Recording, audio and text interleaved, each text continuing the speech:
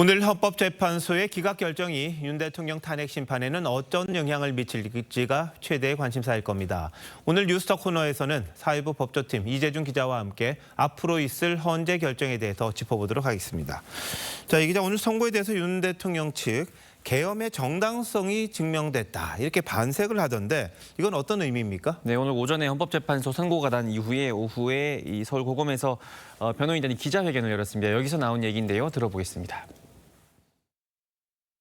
비상계엄의 원인이 됐던 탄핵들이 오늘까지 8건이 기각되고 있습니다. 대통령 비상계엄의 정당성이 점점 증명되고 있는 것입니다. 네, 윤 대통령은 이 고위공직자에 대한 야당의 줄 탄핵을 계엄 선포의 이유 중 하나로 주장했습니다.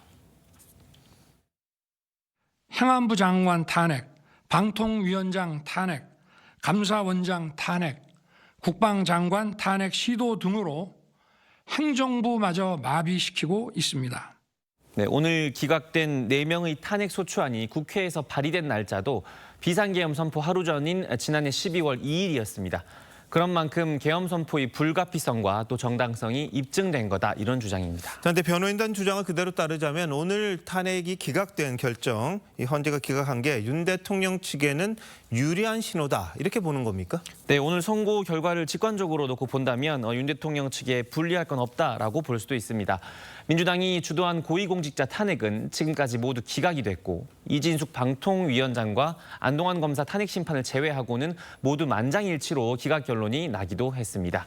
하지만 이걸 윤 대통령 측에 마냥 유리하게 분석하기란 어렵다는 해석도 있습니다. 자, 어떤 측면에서 그럼 불리하다는 겁니까? 네, 국회의 줄 탄핵이 계엄 선포 요건인 국가 비상사태에 해당하는지에 대해서는 논란의 여지가 있기 때문입니다. 헌법재판소가 계엄 선포 당시를 전시나 사변에 준하는 상황으로 판단할지가 관건이 되겠죠. 게다가 국회의 잇따른 탄핵 소추를 위법한 행위로 볼 것인지도 의문입니다. 헌재가 오늘 검사 3인 탄핵을 기각하면서 부수적으로 정치적 목적이나 동기가 내포돼 있다 하더라도 이를 들어 탄핵 소추권이 남용됐다고 단정할 수 없다라고 밝힌 것도 의미심장하다, 이런 평가가 나옵니다. 일각에선 헌재가 윤 대통령 탄핵을 위한 빌드업을 하고 있다라는 관측도 나옵니다.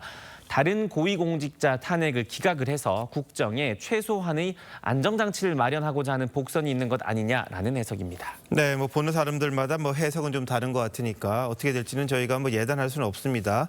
근데 헌법재판소가 그동안 밀려있던 탄핵 심판 처리에 속도를 내는 거, 이건 결국은 윤 대통령 탄핵 심판 선고를 위한 정리수순이다, 이렇게 봐야 하겠죠? 네, 그렇습니다. 헌재는 지난 1월 1일에 정계선 또 조한창 재판관이 임명된 뒤에 8인 체제를 갖췄습니다. 의결 정족수 논란이 해소된 겁니다.